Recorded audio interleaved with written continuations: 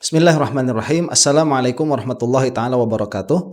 Alhamdulillahirabbil alamin wa sallallahu ala sayyidina Muhammadin wa ala alihi wa sahbihi wasallam amma ba'du.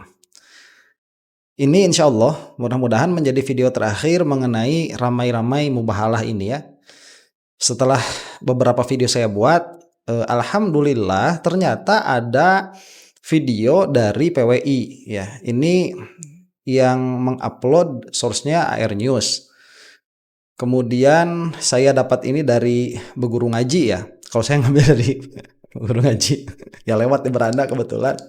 Kemudian ada judul hikmah di balik wafatnya Gus Auzi. Nah, video ini setelah saya lihat, ternyata alhamdulillah tuh masih ada juga PWI itu yang waras ya seperti ini. Ini videonya bagus dan akan kita simak saja ya. Jauh berbeda dengan video-video yang kebanyakan YouTubers Mukimad pakai begitu, baik secara temanya atau secara obrolannya. Ini saya lihat sangat bagus sekali. Akan kita saksikan saja langsung ya. Mubahalah itu bukan hal yang ringan, saudaraku semuanya. Ia adalah bentuk paling tinggi dari pembelaan terhadap apa yang diyakini akan kebenarannya. Betul nggak? Ya, betul. Nah. Tapi juga sebuah pengakuan bahwa kita rela menerima murka Tuhan jika ternyata kita berdusta. Pertanyaan pertama. Sebentar. Nah ini betul, bagus sekali pembahasannya.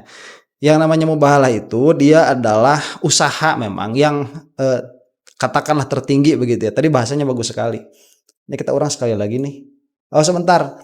Video ini sudah ada bagian-bagian yang memang tidak saya reaksi semua begitu. Itu ada bagian-bagian yang saya lewat, yang saya skip. Insya Allah tapi tidak akan mengurangi esensi yang video ini usaha sampaikan.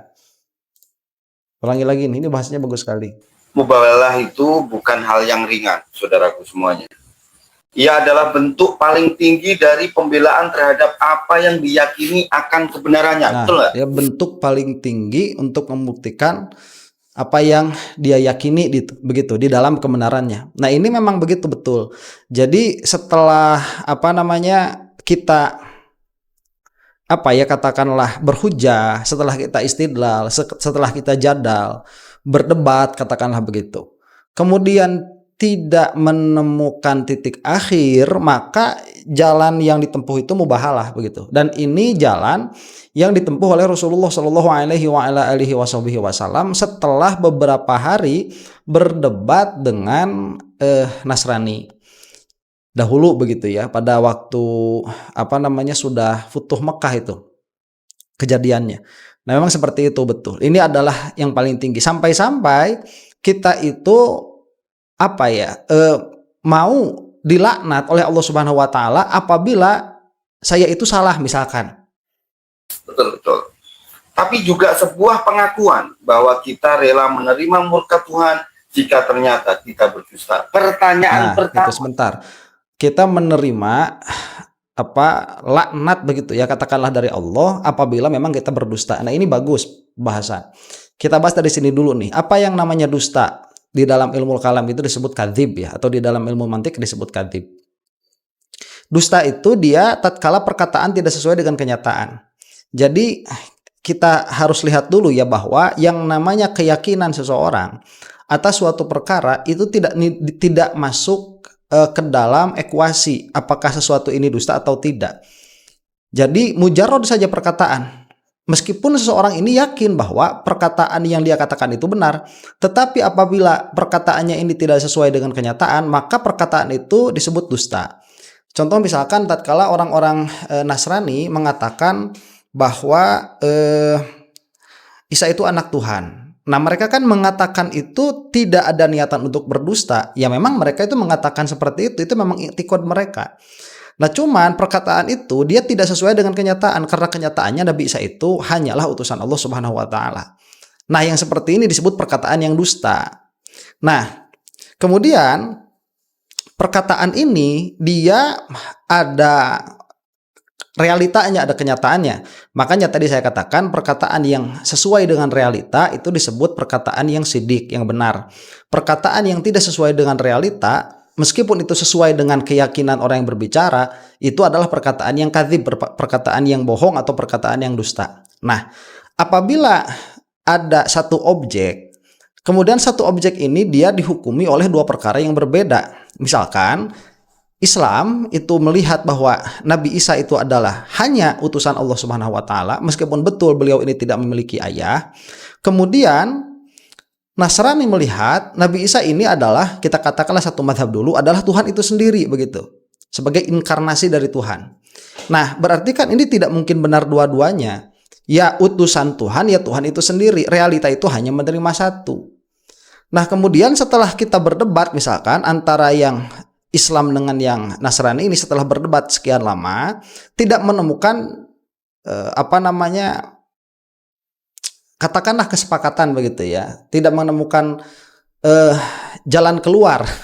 Jadi masing-masing tetap kekeh di dalam pendapatnya masing-masing. Yang mana masing-masing ini, baik yang Muslim atau yang Nasraninya, ini memang betul-betul menginginkan kebaikan, memang betul-betul menginginkan kebenaran.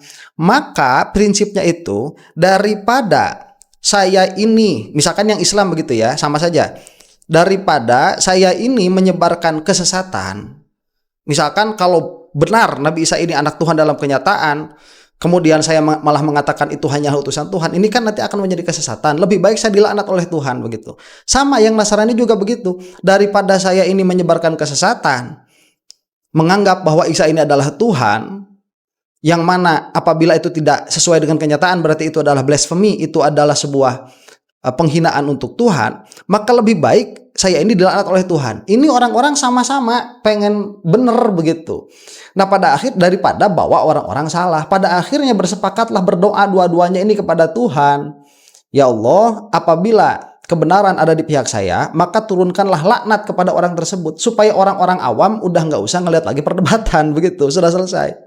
Apabila kebenaran ada di pihak lawan, maka tunaikanlah laknat kepada saya, daripada saya itu membeberkan kesesatan begitu. Nah, itu betul. Jadi ini adalah bukti yang paling tinggi, karena kalau dalil qat'i itu sudah dikeluarkan, kemudian orang-orang yang menjadi lawan debat kita tidak mau menerima, sedangkan kedua belah pihak ini memang menginginkan kebaikan, bukan menginginkan permusuhan, maka mubahalah ini adalah jalannya. Dan nanti akan kita bahas lebih lanjut begitu ya. Kita teruskan dulu nih. Kenapa sudah ada yang bermualah, tapi sampai sekarang kok sehat-sehat saja? Nah, ini kita mulai dari situ dulu. Bagaimana tanggapan dari Gus Ridwan, Gus? Oke, kenapa masih ada yang bermubahalah, tetapi ada yang sehat-sehat saja begitu, nggak masuk. Nah, ini Gus Ridwan ini kalau tidak salah dari perkataannya, karena tadi saya cut supaya tidak lama begitu, beliau adalah sekjen ya PWI mana begitu.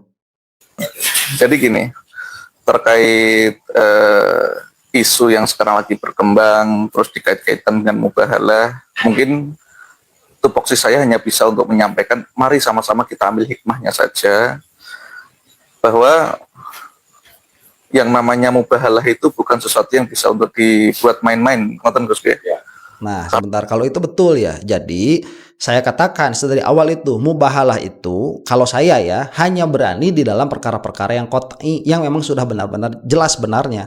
Nabi Isa itu jelas mustahil dia itu Tuhan, jelas mustahil Nabi Isa itu dia anak Tuhan. Kita tahu itu dari dalil-dalil akli dan nakli, itu sudah pasti salah yang mengatakan Nabi Isa Tuhan atau anak Tuhan. Kemudian ada orang itu mau mempertahankan pendapatnya, memang keduanya ini sama-sama pengen benar, saya pengen benar, dia pun pengen benar. Berdebat gak selesai-selesai, udahlah biar cepat begitu ya. Kamu kan bawa umat nih, saya juga bawa umat. Udah, kalau misalkan memang Isa itu Tuhan, saya kena laknatnya Tuhan begitu. Kalau misalkan Isa itu adalah bukan anak Tuhan, kamu yang kena laknat. Jadi itu adalah permintaan tulus kepada Allah Subhanahu wa taala, bukan untuk main-main. Betul ini yang dikatakan oleh beliau ini. Karena pasti ada konsekuensi, baik konsekuensi itu yang secara real ataupun yang non logik kalau menurut saya, kan gitu. Ini juga himbauan untuk sebenarnya bukan non logical ya, itu tidak masuk adat begitu, bukan, tidak logis. Teman-teman juga sih, baik yang di kubu PWI ataupun tidak, jangan gampang untuk bermubahalah, karena mubahalah itu sangat-sangat berat itu nanti konsekuensinya, apalagi sampai mohon maaf, saya sempat melihat videonya itu mengangkat Al-Quran juga kan gitu. Nah, sebentar. Jadi mubahalah itu jangan terlalu mudah dilaksanakan, itu betul. Baik kepada PWI ataupun bukan. Betul perkataan beliau ini. Nah, kemudian ini sedikit mengomentari apa yang dilaksanakan oleh siapa? Gus Auzi kemarin begitu ya, almarhum.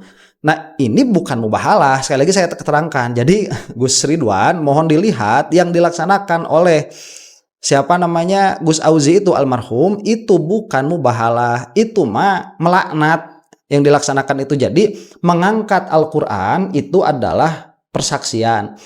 Saya ini loh kembali dari perkataan dari perkataan saya mengikuti Imad itu bukan main-main. Ini demi Allah saya bersaksi begitu. Nah, itu persaksiannya Gus Auzi ya. Jadi itu yang mengangkat Al-Qur'annya untuk persaksian.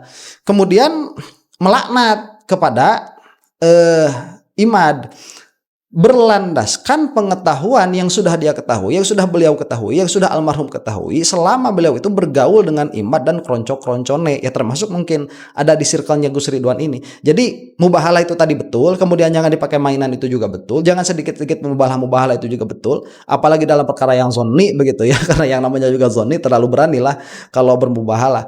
Cuman kalau misalkan yang kemarin dilaksanakan oleh Gus Auzi itu dianggap sebagai mubahalah, itu bukan mubahalah.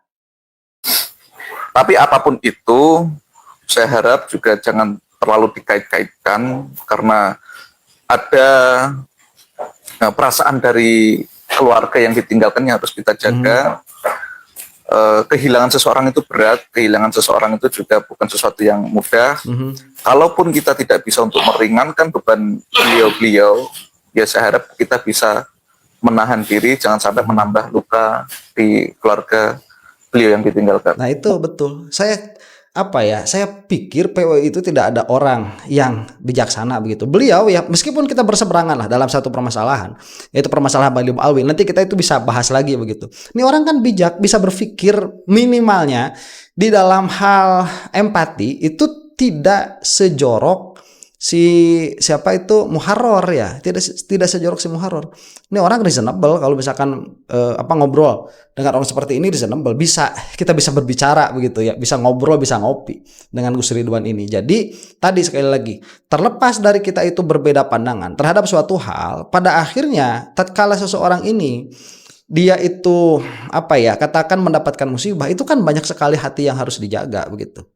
Ini saya katakan sekali lagi ya, saya itu sebetulnya permasalahan saya itu dengan individu-individu. Saya tidak memiliki permasalahan dengan kelompok. Saya ini ahli mantik, tahu tidak bisa kita itu memiliki masalah dengan satu individu kemudian menjadi permasalahan dengan kelompok, tidak bisa.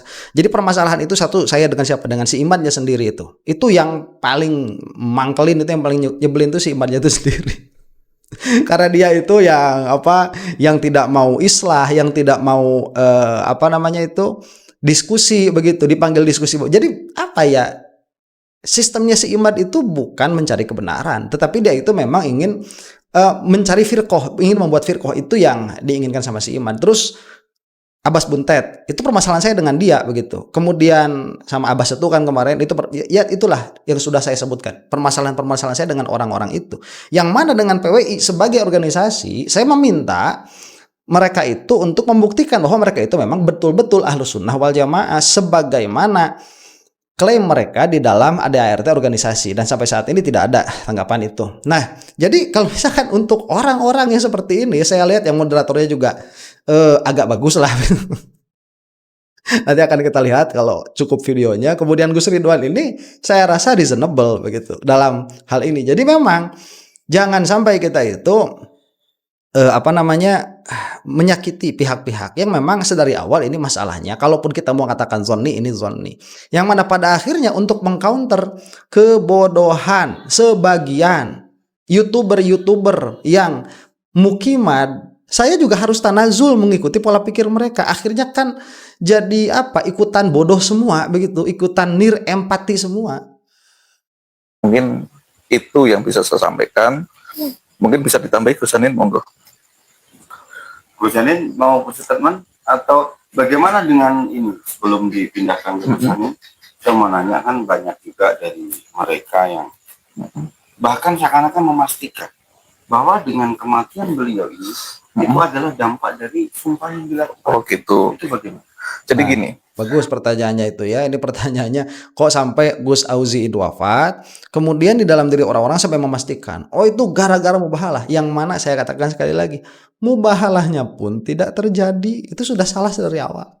Cuman inilah katakan nggak tahu Gus Ridwan ini apa memang menganggap itu betul-betul mubahalah atau cuman untuk menjelaskan kepada orang-orang yang memang dari awal tidak bisa dikasih tahu itu bukan mubahalah. ada ranah subjektivitas ya. Jadi manusia itu kadang berpendapat kan sesuai dengan subjektivitas masing-masing kan gitu. Nah subjektivitas itu kan dipengaruhi dengan beberapa hal kan gitu kan, bisa latar belakang, historis, keilmuan dan sebagainya. Nah sebentar, ini udah masuk ke dalam ranah kalam, ke dalam ranah filosofis. Jadi manusia itu berpikir terpengaruh dengan subjektivitas, iya, tapi tidak semua pikirannya itu subjektif. Kalau begitu di dalam mantik atau di dalam ilmu kalam itu disebutnya apa? Sufasto. Ya, jadi sufasto iya, kalau dulu disebutnya itu sofis. Ya sofis itu begitu, wa indiyah, inadiyah, alla adriyah ya.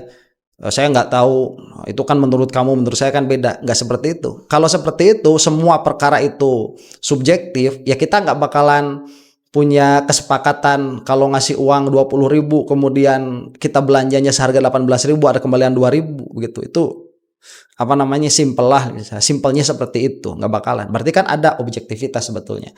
Nah jadi tidak semua juga, dan di dalam hal ini makanya kenapa saya itu selalu mengembalikan kepada mantik, karena mantik itu adalah pola pikir yang objektif yang melepaskan semua sisi subjektivitas, dan orang yang ngaji mantik bakal paham, orang yang nggak ngaji mantik nggak bakalan paham.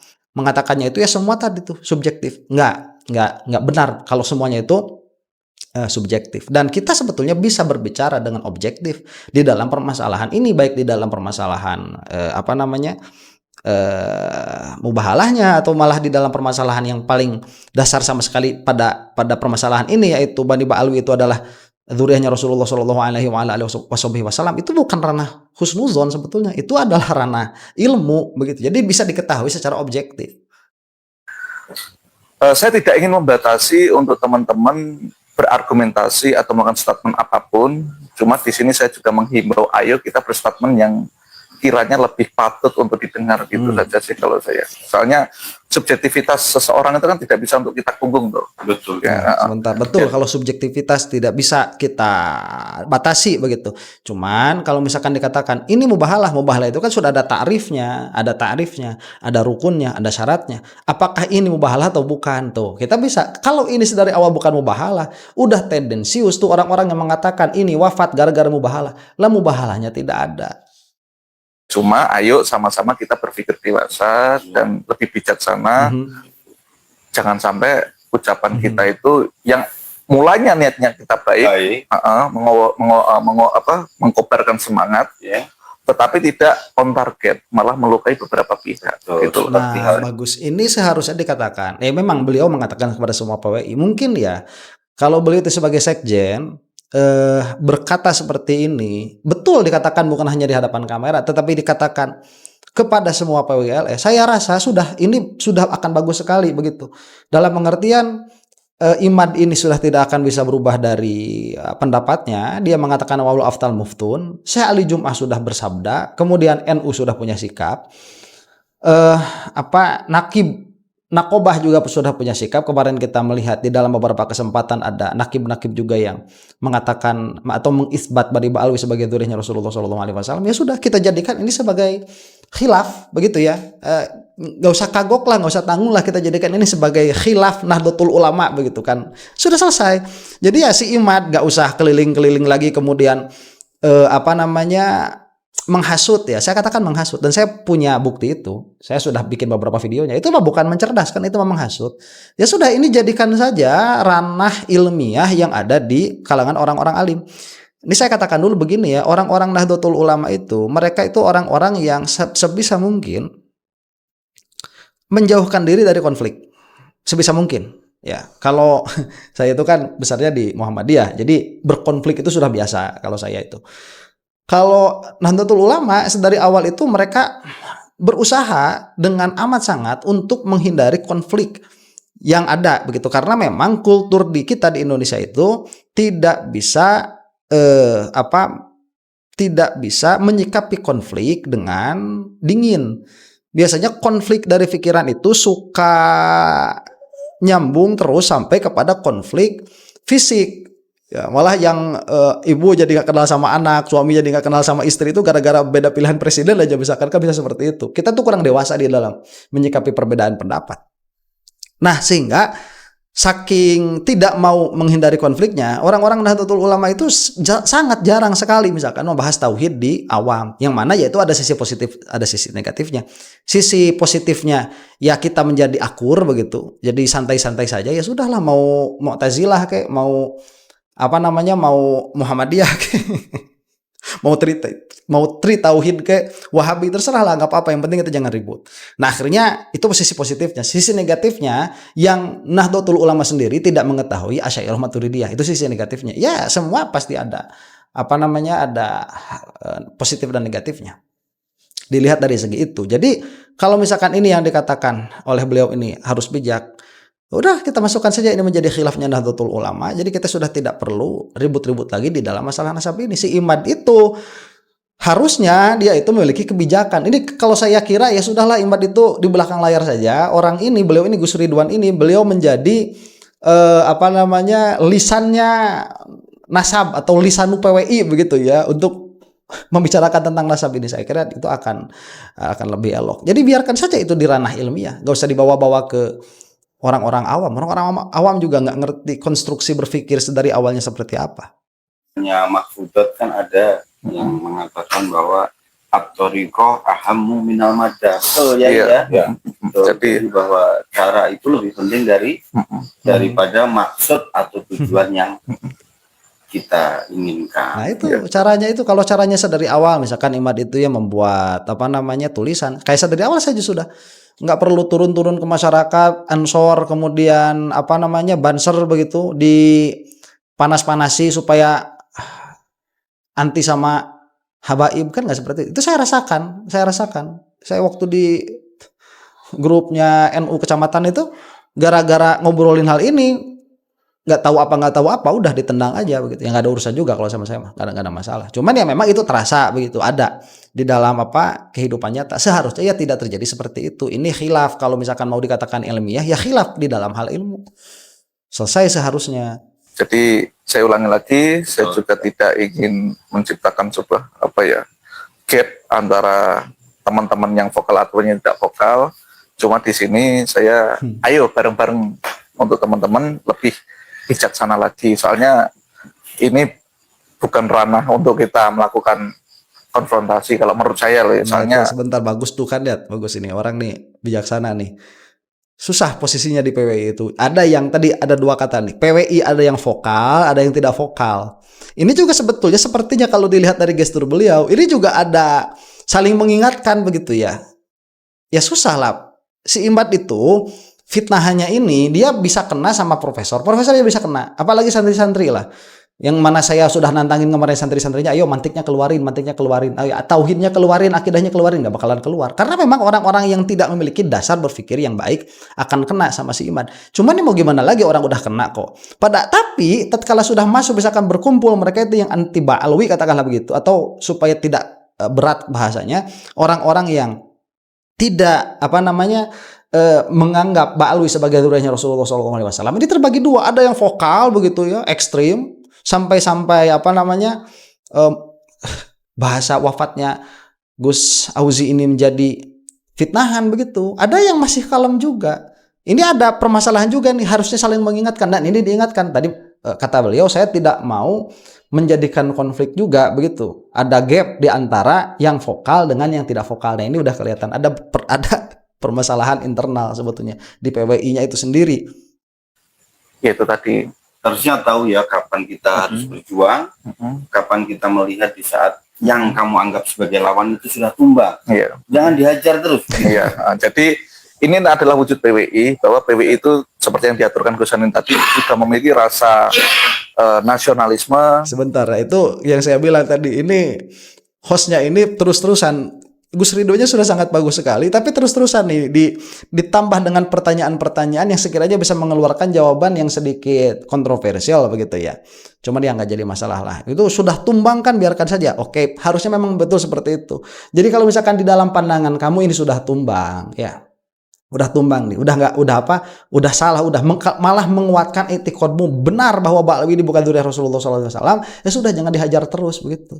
Sama tuh, misalkan kalau saya lihat kemarin nih Rhoma Irama misalkan begitu, ini contoh Rhoma Irama nih misalkan setelah bikin video Ba'alwi, kemudian ada keluarganya yang wafat, bikin lagi video lagi, itu nggak lama kok wafat lagi, kemudian bikin lagi, ada yang wafat lagi orang-orang terdekatnya, ya sudah, cukup menjadi keyakinan saya, udah itu berarti peringatan dari Allah, udah nggak usah digembar-gemborkan begitu ya, karena mereka mulai duluan, akhirnya kita harus bereaksi, ya mau gimana lagi.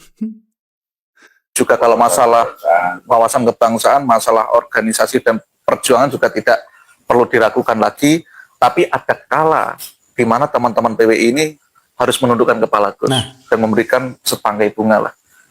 Kan gitu. Tapi kemarin itu bagus ya. Jadi ada kalanya kalau misalkan mau tetap nih, karena tadi saya bilang di PWI ini ada yang vokal-vokalnya itu, yang kan nggak bisa tidak diayomi juga oleh yang bersangkutan, oleh beliau ini. Cuman lah sevokal-vokal apapun gitu, kalau sudah berkaitan orang ini sudah meninggal begitu, ya sudah selesai berarti, jangan malah dijadikan bahan fitnahan yang lebih besar lagi begitu. Nah ini ya, saya kira cukup dulu sampai di sini ya.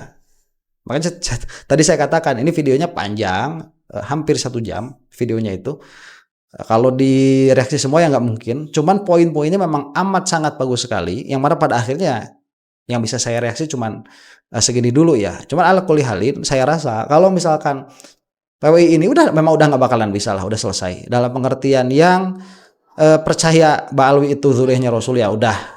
Mungkin itu bisa beralih lagi ya, mungkin yang nggak percaya juga nanti bisa beralih lagi kayak Gus Auzi misalkan almarhum, itu juga mungkin. Cuman udah, ini berarti kita jadikan khilaf, nggak usah tanggung, ini sudah bukan khilaf yang di antara firqoh yang satu sesat itu, nggak, udahlah, ini adalah khilaf di antara Nahdlatul Ulama, atau misalkan kita katakan khilaf antara Ahlus Sunnah wal Jamaah, ya udahlah, padahal sebetulnya nggak bisa juga dikatakan seperti itu ya, karena pasti dari usul yang salah si Imad ini. Cuman oke lah kita katakan seperti itu, ya sudah, yuk kita bersaudara lagi gitu, kita ngopi-ngopi lagi aja udah ya, oke Habib lah, kamu bukan keturunan Rasul, yuk ngopi begitu kan, enak begitu, sudah.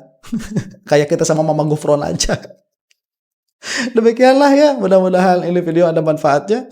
Wallahu taala a'lam bishawab. Assalamualaikum warahmatullahi taala wabarakatuh.